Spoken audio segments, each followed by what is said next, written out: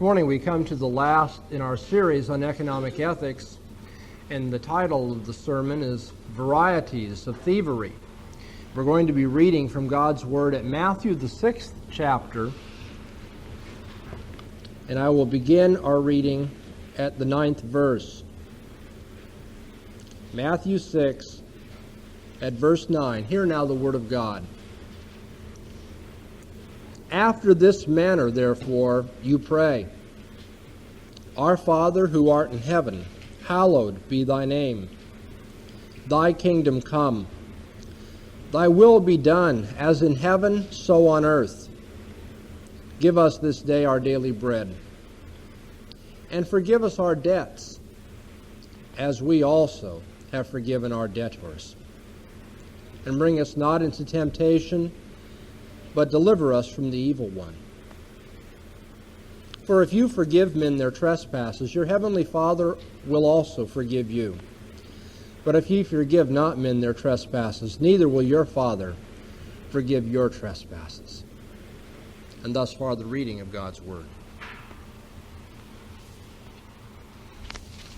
We've been in this series on economic ethics 9 weeks. This is the 10th. We come finally to the conclusion of our thoughts, and I think before I come to the application of everything that I've said before, it wouldn't be a bad idea to summarize the previous 9 installments. I began by telling you that the standard of economic ethics for us is the better than gold standard. As the 19th Psalm says, the law of the Lord is more precious, is more valuable than gold. God's law is our standard in all matters for living, including economics. According to that law of God, we saw secondly that private property is a God-given right. Thou shalt not steal, the commandment says. And that means that God honors the stewardship that He entrusts to people, property and wealth that He gives to them, and others have not the right to infringe upon that. Private property is the foundation of Christian economics. Thirdly, we looked at the free market, the disciplined allocation of scarce resources, as part of a biblical approach to economics because, as you recall in the parable of the hirer, God shows that men have the right to engage in free contract, for what we would call free trade. A man can go out and to do with his own what he wishes to do. And he can employ people at different times of the day and pay them whatever he sees fit to pay them. Others are not to intrude in the marketplace. It is, in fact, the mark of the beast, isn't it, in the book of Revelation, that he intrudes in the marketplace and tells people under what conditions they can buy and sell. Fourthly, we considered the topic of wealth, how wealth is a blessing of God, not something to be despised, and yet it is also a snare, it is a temptation. Wealth is used by God to prove the hearts of people, whether they rely upon themselves or upon the Lord, whether they are quick to forget His mercies or whether they know that everything comes from His hand. Fifthly, we considered tithes and taxes as 2 instances of how our private ownership can be, if you will, mitigated. We do own what we own. It is ours, but God gives to 2 authoritative agencies the right to lay claim to a portion of our income. He gives to the state the right to tax us for the proper purposes of the state, which isn't to say that that's what's happening today, but they have that right. And He gives to the church the right to tithe. And those are 2 obligations upon us. Sixthly, we considered the poor and the demands of charity. That a person who sees his brother in need and shuts up his bowels of mercy against that person, as John puts it, John says, how can the grace of God have been realized in that person? If we're constantly justifying the fact that we ignore the poor and don't take care of the poor, then there's a real question whether we know the charity that God's shown, the charis, the grace God has shown to us. And then we considered honest money. The fact that Federal Reserve notes in our country, at this time in history, and then also throughout history in many places, what is passed as money has not been honest money, but it's been fraudulent, without proper backing.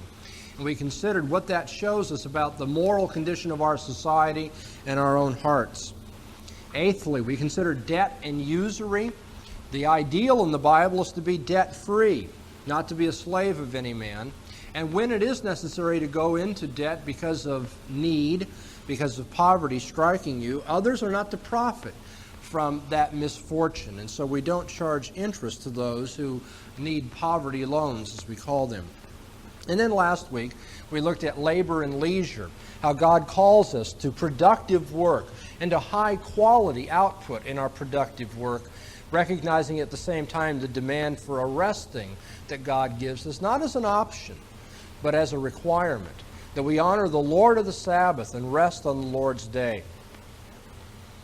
Well, those are 9 lessons which, if you learn them well and will apply them systematically, you should be able to answer just about any economic question that arises. It may call for the application of more than one of these, or it may call for the application of them in a particular order to work out the difficulties. But these, I think, are the foundational principles of Christian economics. Private property, the free market, wealth is a blessing but a temptation, the right of tithing and taxing, the poor and the demands of charity, honest money, debt and usury, labor and leisure. That just about covers it all. And so we come then to our conclusion this morning, and what I want to talk to you about this morning is all kinds of theft. And my point is, it's everywhere. Theft is all around us. The violation of the 8th commandment, which means the violation of these principles we've been studying, the violation of the 8th commandment is just pervasive about us.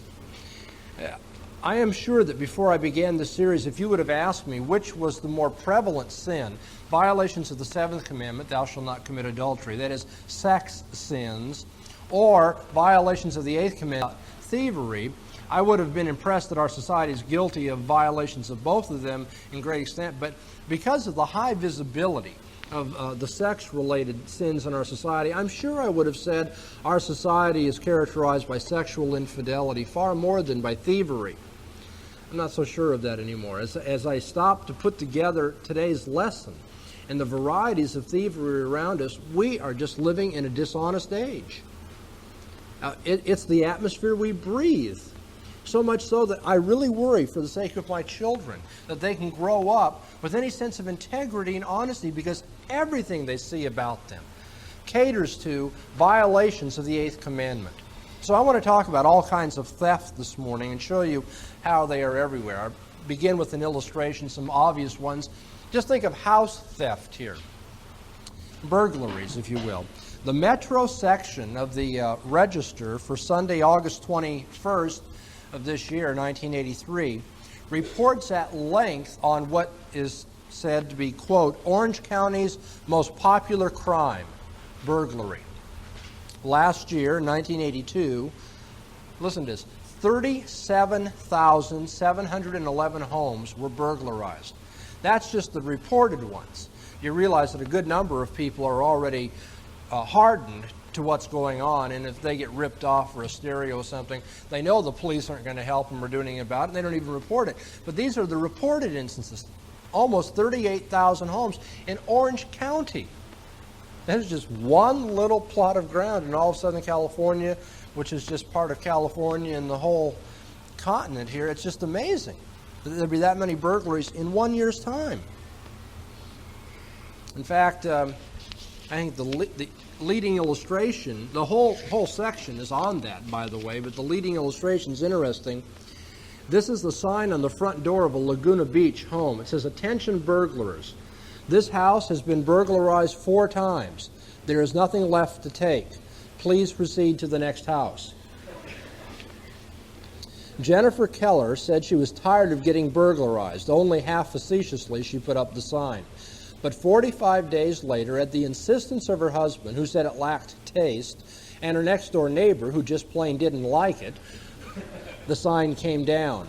The following day, Keller's house was burglarized for the 5th time in 2 years. The only thing left of any value in the house was a rug. A short time later, Keller and her husband moved. "I was angry and upset," said Keller, who was a deputy public defender. "I didn't feel safe anymore." She said she and her husband had started bringing a baseball bat to bed, keeping a flashlight under the pillow and jumping at the slightest sound from outside. And then she says it took her about 2 years to get over that feeling, and then she goes on about the psychological effects of this. It's just incredible. The irony of that is that, she puts up this sign because she's so angry, and the day after she takes it down, they're burglarized again. 5 times in 2 years.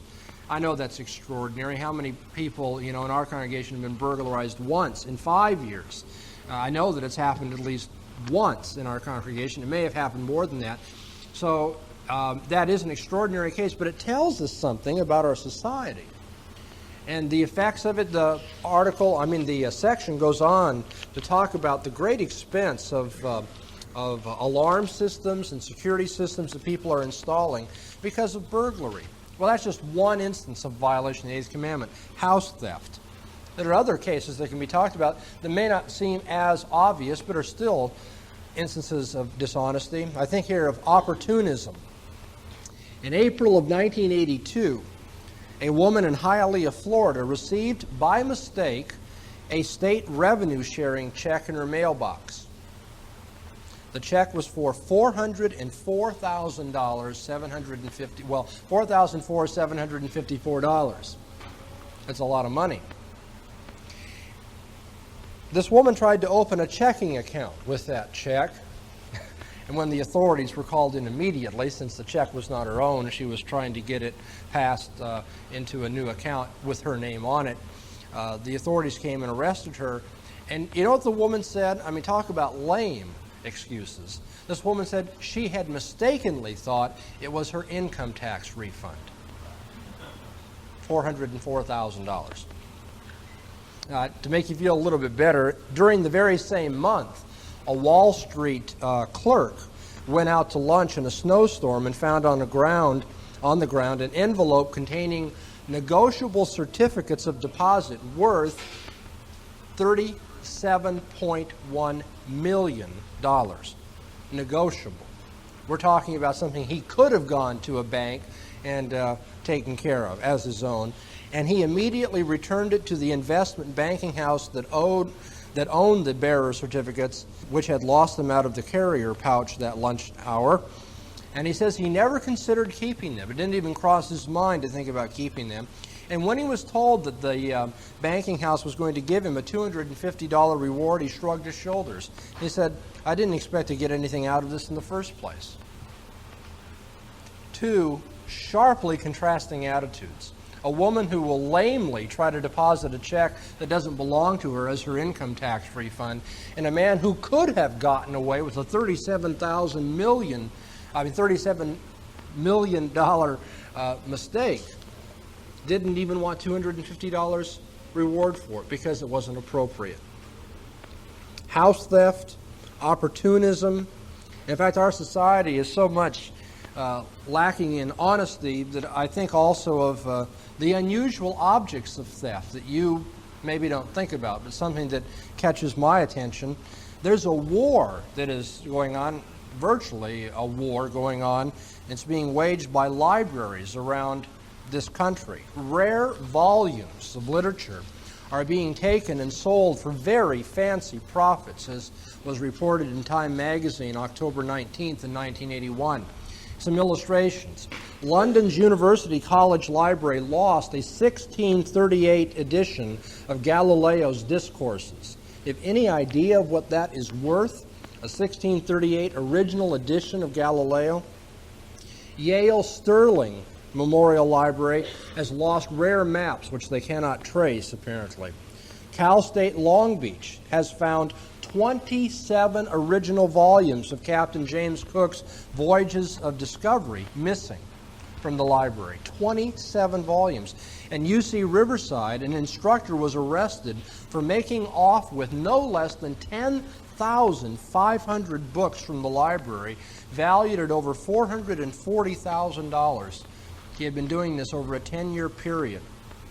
Now, you see, this ends up costing quite a bit more than you may realize.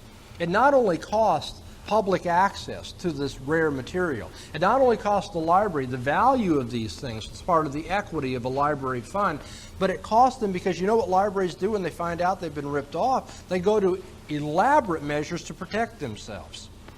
Chicago Public Library has invested in a $1.7 million system to control circulation losses. You say, why would they spend that kind of money? From 1979 to 1981, they lost $2 million worth of books. That's why. In fact, the electronic device at the University of Pennsylvania, which was also quite expensive in the same range, is said to have reduced losses at that university by 39%. And thus, it paid for itself in a little over 3 years. Libraries are losing so much week by week by week that $2 million security systems pay for themselves in 3 years' time. I mean, the illustrations can go on and on. I've just given you some, rather dramatic ones. I mean, that's the kind of society we live in. People don't think anything about walking out of a library and holding on to the book, keeping it. When I was a seminary professor, one of the students, this is not the usual sort of thing at seminary, I don't want to believe that it is, but one of our students we had to suspend for quite a period of time under disciplinary measures because it was discovered that he was going to one of the local college libraries and going to their religion department, the section in the library, checking or not checking out, just picking up the books that he needed for assignments at the seminary and keeping them for his own library. Through a real quirk that was discovered, and his dorm was investigated, and all these things were found out. Well, now that shows you the extent of things. I mean, even when a seminary student doesn't think anything of it. And his excuse was as lame as the woman who said she thought it was her tax refund. He said, they've got so many books there, they can just reorder it. What do you mean they can just reorder it? It costs money to reorder it. It costs somebody money. Theft is all around us. Think about cheating. In December of 1982, Cal State Northridge announced the suspension of 9 students who, on an introductory biology exam taken the previous May, turned up with 28 identical wrong answers on the exam. I don't know if you've done much teaching. I've done a little teaching. I can tell you that that's the worst thing for a cheater. You see, if you cheat, you better make sure you get the right answers. Because when you cheat and get the wrong answers, and they correlate with what somebody else has done, it's a dead giveaway. And when 9 people show up having 28 identical answers, so they were suspended. You know what they did? They hired a lawyer who sued the university because the students' rights, the civil rights of these students allegedly had been violated. A Los Angeles survey conducted by KNXT in the public school system, a survey of 3,600 students, showed in 1978 that 43% admitted, this is just the ones who will admit it, 43% admitted to cheating by the time they were in the 4th grade as a regular habit. At the college level, cheating has reached epidemic proportions. 70% admit to cheating on examinations, especially in the technical fields of math, science, computer analysis, and so forth, because the students, they say, had not adequately prepared or studied, but they wished to get good jobs after graduation, and that's just the way you get ahead in this society. Not only were they willing to admit that they had cheated, the vast majority of that 70% didn't feel any qualms about it either. They were so cynical about the way our society runs, they said if they don't cheat and get ahead, then they're just going to get walked on by those who do. Our society is sick. You think of these obvious forms of cheating and of dishonesty and of stealing. We also have our don't work schemes. I have perhaps the most blatant don't work scheme I've ever seen. It was handed to me when I was teaching an ethics course. This comes from the Financial Management Associates in Phoenix, Arizona, and it's entitled, How to Steal a Job. I'm going to read it to you. It says, and we mean steal a job. The job market is no place for nice guys. If you don't get in there with fists flying, you'll be trampled by all the greedy, pushy winners who will steal jobs and promotions away from you. Hard work and honesty aren't rewarded the way they used to be. If they were, you'd have the job you want right now. You see, all of a sudden, we're all guilty, right? I mean, the fact that you're not getting ahead, somebody's taking advantage of you. You can get a job because hiring... Oh, you can't get a job because hiring is based on the whim of some jerk in the personnel department. Or worse yet, instead of being hired on the ability to do a job, you're hired for having the time and money to get a college degree. The guy in the drafting department knows as much or more about the project as the engineer in charge, but the engineer gets twice the dough because of a degree. The young carpenter or plumber can't get any job even though he works twice as fast because of a union seniority system. The odds are against you getting a job. Everybody's out there pushing and shoving and trampling. You've got to push harder, shove farther, and trample faster to get ahead. Want some tips from a real job-stealing thief? Can you believe? I'm only halfway through. I can't believe the attitude of this thing. 1, if you don't have a college degree, lie and say you do. Keep a fake one handy. 2, if you're a single woman and you have to sleep with the boss, do it. Then get the creep over a barrel by threatening to tell if your salary doesn't go up right now. These and many more gutsy ideas are yours for the asking in my new book, How to Steal a Job. I've outlined complete plans of attack for different circumstances. This book will fill your head with possibilities you've never dreamed of. For instance, 3, if you don't have experience, we'll show you how to create a corporation that will vouch for your last 3 busy years. You can even throw in a letter of recommendation from the chief executive. You understand that last one? You contrive this corporation. It looks real good, and then you write the letters under the contrived name to the officers of this corporation. You go to somebody else and you say, I'm a real successful guy. Here's all this background. Of course, it's all made up. It says, wild, far-fetched, only for the timid. The courageous could probably add a chapter or 2. If you're one of the go-getters in this world, you've already heard enough to excite you. You know how the game is played, hard-hitting, dirty, and tough. If you can accept this reality, you're ready to steal a job. Order now for your own personal survival. I don't think in Puritan society, a person who wrote that sort of thing, he may not have been, from the government standpoint, exiled, but I don't think he would socially have had a friend around. Anybody who'd be willing to even talk to a man who openly lies and cheats and advises others to do so to get ahead. And so we have the obvious forms of burglary in our society. We have the opportunism. We have the theft even of things like library books, the cheating, the don't work schemes. And then I think also of the hoaxes that we see from time to time. In November of 1982, a mother in Las Vegas staged the kidnapping of her son, knowing that she'd be given $10,000 by the police for a ransom drop. And then she turned over the money to her accomplice in the fake drop at a casino. Of course, the accomplice was then caught by the police, and he confessed that the woman and he had devised this plan. I mean, that's bad enough. I think that really is bad enough in itself. But note this. The paper says the case cost the Metro officers 25 men taken off of other legitimate cases and 228 hours of overtime, which is a lot of money. A lot of money for the sake of a woman trying to get $10,000 the easy way. In September of 1982, I mean, this is the grossest of all, the paper reported on a San Jose man who had faked an accident where allegedly a truck had sideswiped him while he was on a motorcycle, and he collected $100,000 from farmers insurance, and on another policy, $110,000 he collected because he had lost a foot in the accident. The insurance investigated, and it turned out that he and a friend had, with a hatchet, hacked off his own foot to collect on the case. For $200,000, it was worth losing a foot. Credit cards. In May of 1983, a witness testified before the House subcommittee that there are schools of thieves to teach how to steal credit cards.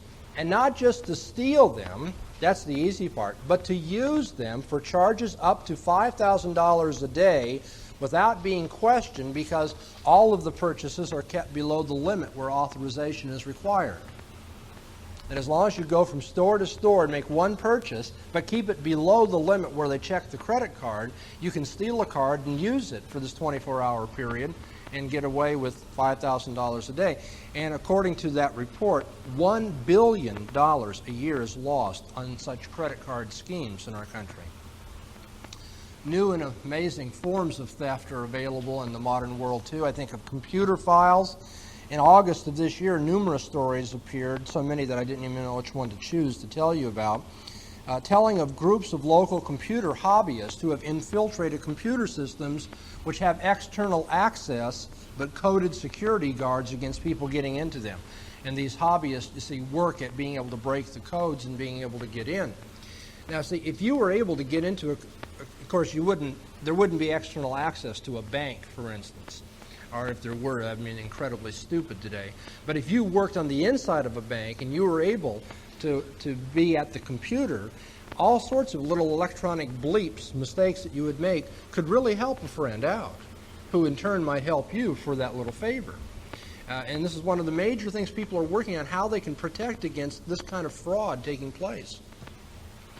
Well, theft in our society is not just a matter of all these bizarre forms of thievery that I've been telling you about, but it also is a matter of wrong attitudes. If you can change gears, just think for a minute of the kind of propaganda that we hear in editorials on the news, what is being taught in our school system about barriers to national growth. I don't know how many times I have read or have been told that colonialism has caused the poverty of third world countries, that Western riches has come because we have colonized other people. Nobody ever stops to think about the facts when they say those sorts of things. The United States was once a colony, right? Australia was once a colony, right? Canada was once a colony, right? And yet they're among the richest countries in the world. Hong Kong continues to be a colony in the East, and it's the second richest political unit in Asia. It's just preposterous to say that colonialism keeps people poor. Some countries which have never been colonized, I think of Tibet, Nepal, Liberia, Ethiopia, Afghanistan, which you say may be in the process of being colonized, but never has been in the past, they remain among the poorest nations of the world. Colonialism is not the source of poverty. Other people say that you have to have lots of land if you're going to have national wealth. But are poor countries poor because of a shortage of land? Think about it. The first really wealthy country in Western history was what? Great Britain, hardly overwhelming in its land mass. The wealthiest country in Asia is Japan, again, an island nation. Hong Kong is nothing but a rock sitting next to land-rich China, and yet prosperity in Hong Kong is possible on a scale unrealized among the masses in China. Some others say, well, it's contact with Western capitalists that's the cause of third world poverty. We're advantage of people in other countries. Well, that's hardly true. The West has invested knowledge, the West has invested capital in such countries, and all to their improvement. Malaria, I'll just take two examples. Malaria and the threat of malaria would continue to stifle development were it not for the Western import of DDT to kill the dreaded tsetse fly that brings malaria and stops the development of land that could be developed for farming purposes. Gold and cobalt, which are taken out of the ground in some of these countries, they exist 4,000 feet under the surface of the ground, which in an undeveloped country that doesn't have machinery to extract it is as good as not having gold and cobalt. The Western import of machinery, technology, know-how, these sorts of improvements has not impoverished these people. It's given them a level of living they wouldn't have known otherwise. No, as a matter of fact, I don't have time to give you my long lecture on this, but there are 5 things in particular that keep poor countries poor, and they all have to do with attitudes, not with land, not with capitalism, not with all these other sorts of things, but 5 things in particular. First, the attitude that prosperity is always achieved at the expense of the less well-to-do. an attitude that leads to contempt for enterprise. That's the first thing that keeps poor countries poor. Secondly, seeking wealth through expropriation and redistribution because of the attitude that whoever's wealthy has gotten it at the expense of somebody else. Thirdly, contempt for the institution of private property. Fourthly, the naive belief that government ownership and control of property and industry will bring general riches to all. If only the government were in control, then we'd all be happy and wealthy. And fifth, the absence of or reduced presence of free trade, as you find with tariffs and quotas. To a country, my friends, if you want to do an empirical, factual analysis, to a country, those five characteristics are found most prominently in poor countries and least in the rich countries of the world. Our government itself has to be indicted for many of the violations of the Eighth Commandment that are all about us. We've seen the varieties of thievery. We've talked momentarily here about wrong attitudes. Let's look for a moment at our government. I think of the debt society in which we live in. In March of 1980, the nation's corporations held a $1.5 trillion debt. The federal government owed $949 billion, and homes, offices, and shopping centers were $1,362 billion deep in mortgage debt. This is overwhelming. But now look what the government does, though. I want you to pay attention to this. A tax break is offered to debtors on their interest payments, while on the other hand, the accrued interest in savings and investments are taxed by the government. So if you have money that you're gaining on for investment or it's sitting in the bank, the government wants part of that money. But if you're in debt, the government will mitigate your tax bill because of the interest payments you're making. I mean, there's nothing subtle about that at all. The government's saying, be in debt. Don't be on the opposite side of the ledger. The result's a definite slant in government policies toward people indebting themselves more and more. Our inheritance tax. Think of a very obvious violation of the Eighth Commandment. Jesus has said in Matthew 23, "Woe unto you, scribes and Pharisees, you hypocrites, for you devour widows' houses, and for a pretense make long prayer." Our government, for a pretense, talks about caring for the poor and wanting to help the needy. And yet our government, through inheritance taxes, expropriates the property of widows and orphans all the time. Because people can't keep up with their inheritance tax or can't keep up on their property tax when they inherit something, the government ends up taking it from them. And yet for a pretense, they show that they're concerned for the poor. Or excessive taxation. It's nothing less here than government-induced decapitalization of our population in the name of concern for the poor. Political scoundrels, year after year, plead a great concern for the needy, and instead of tending to that out of their own considerable personal wealth, they tax and tax and tax and tax. I think of a song that probably you don't listen to very much, but Creedence Clearwater Revival sang once about "It Ain't Me." And in the song they talk about what the government will ask for, and the government wants something from you. And so the song says, and so what should we give? And the answer is more, more, more, more. And that's what the government does. Governments solve the problems created by taxation by taxing more. Many of the less wealthy in this country are glad to see taxes run high. I've seen this expressed many times, despite the fact that those taxes do very little for the genuinely needy, because people say they want to see the wealthy humbled.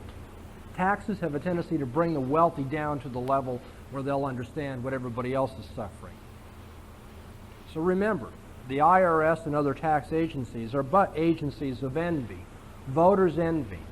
And when people complain about taxes, I hope that it isn't very long before you remind them that we get the taxes which we vote in this country. If we do not have the moral stamina to vote against men who are going to increase our taxes, then we deserve the taxes we get.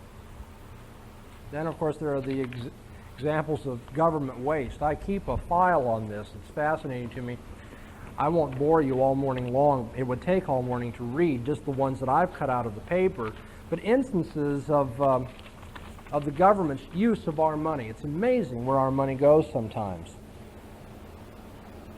In this article from April 15th of 1983, April 15th obviously notorious for the day we have to pay our taxes, it talks about the proposed budget of $848.5 billion. It says it'll probably go to $900 billion, but who's counting? A few billion here and there.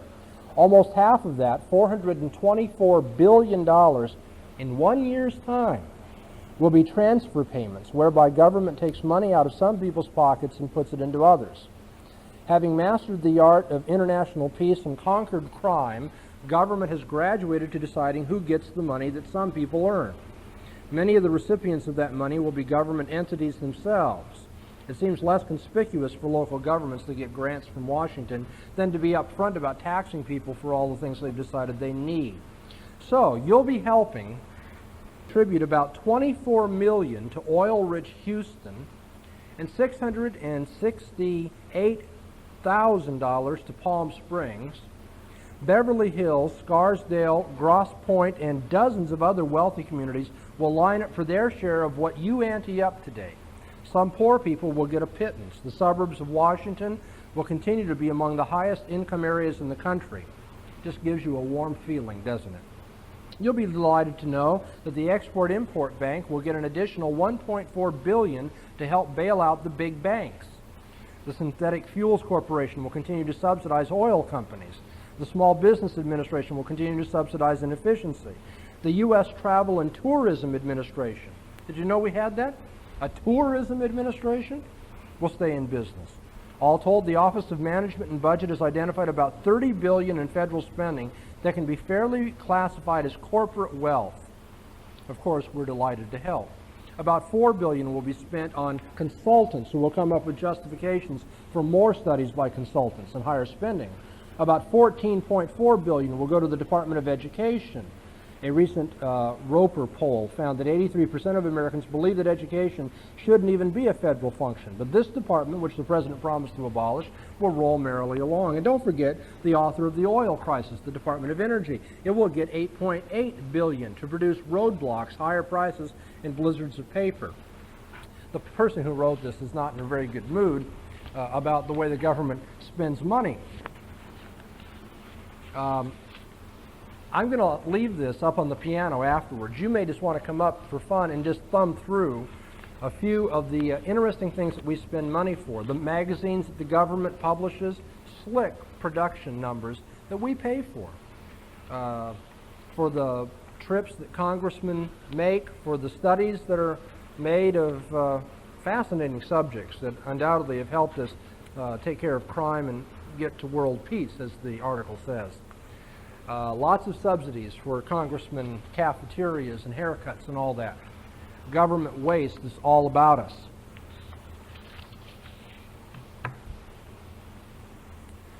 And so I guess it's time to close. We've seen all the thieves all about us now. We've seen all these incredible instances of fraud and opportunism and cheating and lack of integrity. We've seen how the government is ripping us off left and right and doesn't honor the 8th commandment. Oh, but maybe before I stop, we should say just a word or two about the worst form of theft. Those forms of theft that we are guilty of. Christians are thieves too, and their failings are conspicuous. Let me give you some illustrations. I think of the profit motive. I talked about that in our series. You know, the lure of profits in a free market accomplishes a very worthwhile goal because it penalizes sloth and it penalizes non-productivity. If we abolish profits, or as it's called in the literature, excess profits, if we abolish profits by somebody else's standard, we will cater to envy in the hypocritical name of social justice, it seems to me, and to abolish profits will simply redirect the energies of those who want to get ahead to more profitable ways of getting what they want, such as influence peddling in the political arena. So I'm not against the profit motive per se. But you know, the lure of profits can also become idolatry. And I have, throughout my life, met idolatrous Christians who are so concerned about profits and about getting ahead that 1 Timothy 6:10 has been lost on them. The love of money is the root of all kinds of evil. The words right before this in Timothy are important. They that will be rich fall into temptation and a snare, and into many foolish and hurtful lusts, which drown men in destruction and perdition. Being a Christian is no prophylactic, no automatic prophylactic against being greedy and covetousness. The 10th commandment forbids coveting anything which is your neighbor's. The larger catechism tells us what the 10th commandment means. I want to read that for you. In question number 148,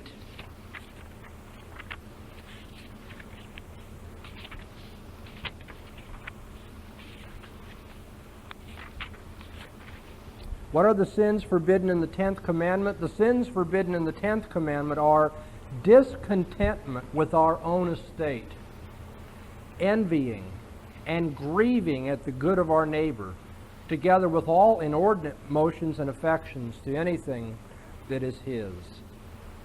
Note the condemnation of discontentedness, the condemnation of envy in the form of jealousy, desiring to obtain what your neighbor has, and the condemnation through envy as resentment, the desire to see your neighbor's station in life reduced, whether it profits you or not, grieving at his good estate, wishing to have what he owns, and not being content with what the Lord has given you. You see, those too are violations of a proper attitude toward wealth and money. And these are things which Christians, because they're so very well hidden in the secret recesses of our hearts, we think we're not thieves. We haven't cut off our foot to collect on an insurance claim. We haven't staged a hoax kidnapping so that we could get police ransom money. We haven't cheated on exams. No, but you know, we do covet. We do idolize. The lack of contentedness, 1 Timothy 6:8, for we brought nothing into this world, and it's certain we can carry nothing out. And having food and raiment, let us therewith be content. I'll be the first to admit to you, that's not the way I think. I don't think, I'm clothed, I have food to eat today, anything else is gravy. No, I tend to think we need more. We need more. It needs to be more comfortable. It needs to be a nicer, situation in life. There's nothing wrong with trying to get ahead. But if we get ahead because we aren't content with what we have, we're operating as idolaters and as greedy people. Or how about the tithe? God says in no uncertain terms that refusal to pay the tithe is theft. Malachi 3, will a man rob God? Yet you rob me. But you say, wherein have we robbed you? In tithes and offerings. You're cursed with the curse, for you robbed me, even this whole nation. Bring the whole tithe into the storehouse, Malachi said. And so we don't pay our tithes. And we think, well, hey, it's a free will offering, so what's the big deal? It's theft, pure and simple. Theft in God's eyes not to pay your tithe. In November of 1977, Christianity Today had an editorial which I kept because I think it's so good. It says, there are many ways to steal. I'm going to read it for you. I don't like to read during my sermons, but this can't be avoided. Ask most Christians if they steal. Should they deign to answer, they'll say, of course not. I know the 10 Commandments. But we may have too narrow a definition of what God meant when he said, don't steal. There are lots of ways to do it. There is so much stealing going on. In many countries, theft has long been commonplace. Iron rods permanently bar the windows. Solid metal doors are rolled down at the close of the day to guard store entrances. Guards are hired to keep watch all night. In other countries, such as the United States, these precautions against theft have only recently become common. Now computer thefts are increasing, and there aren't even laws yet against all the ways to steal with and from computers. To borrow a library book needed for a class assignment so that others do not have access to it is an increasing crime on campuses. Embezzlement is escalating. One hopes that Christians do not engage in such blatant stealing, but there are forms of theft to which Christians are vulnerable. If theft is understood as taking something from another, so that if replaceable at all, money and effort is required, then surely it's theft to waste another's time. If you are careless about keeping appointments or keeping them on time, we are stealing something precious. If we waste time on the job, we are taking money under false pretenses. How is that different from selling somebody something and then surreptitiously taking it back? In the Epistle of James, we read of God's wrath on people who withhold just wages from their employees. Christian employers too often let the prevailing standards of whatever society they are in determine their attitude toward just compensation rather than God's principles of equity. Likewise, Christians take advantage of the kindness of their fellow believers when they expect a Christian plumber, for example, to fix leaks for free. We owe our government taxes, not only because of services rendered and because the law requires it, but because God has said that we're to pay them. There are legal means of reducing one's taxable income, and Christians should make use of them as good stewards of the funds God has entrusted to us. But when we claim deductions to which we are not entitled, we are stealing. If we claim a charitable deduction for what is really a tuition payment for our child's schooling, we steal. If we take our spouse along at company expense on a business trip and don't count its value, we steal, even with the boss's approval. If we have a company car but fail to separate business from private use, we steal, if not from the company, then from the government. Photocopy abuse is widespread. Christians have been particularly guilty of stealing income due to publishers and artists by photocopying music and pirating lyrics. Organizations that solicit funds for one purpose but use them in quite unrelated ways are engaged in a form of stealing. And this affects more than sleazy fly-by-night operations. Probably many prominent denominations and seminaries have received legacies for evangelism or to advance a particular confessional stance, but instead have used the money to support modernistic views. With all these possibilities, who can say he has never stolen?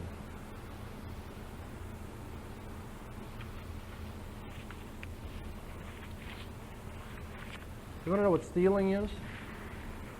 The Puritans understood that stealing is far more than walking into somebody's house and taking money out of his wallet. I'm going to tell you what the Catechism tells us that the violation of the Eighth Commandment amounts to. And as I read these things, and it's quite long, I want you to think about whether you can leave this series on economic ethics and claim you're not a thief. What is the Eighth Commandment? The Eighth Commandment is, thou shalt not steal. What are the duties required in the Eighth Commandment?